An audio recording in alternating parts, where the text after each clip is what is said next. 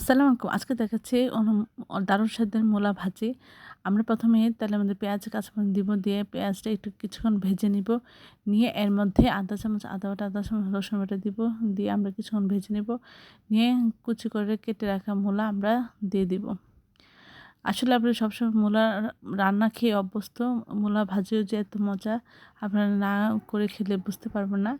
আমরা এখন এর মধ্যে দিয়ে দিব আধা চামচ হলুদ গুঁড়া, আধা চামচ ধনিয়া গুঁড়া, আধা চামচ জিরার গুঁড়া এবং পরিমাণ মতো লবণ দিয়ে আমরা এটা ঢেকে দিব।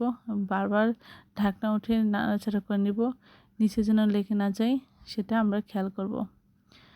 এবং পানি শুকিয়ে গেলে যাওয়া পর্যন্ত এবং সিদ্ধ হওয়া পর্যন্ত আমরা অপেক্ষা করব।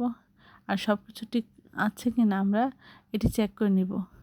মূলা ভাজি সব সব কিছু ঠিক থাকলে মূলা ভাজি খেতে অসম্ভব মজা লাগে।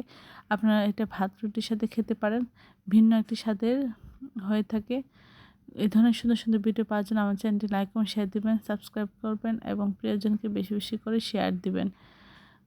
আর এর নোটিফিকেশন আপনার ফলো দিয়ে রাখলে আপনার নোটিফিকেশন আপনাদের কাছে দ্রুত চলে যাবে। তাহলে এই ধরনের সুন্দর সুন্দর ভিডিওগুলো আপনারা দ্রুত পেয়ে যাবেন।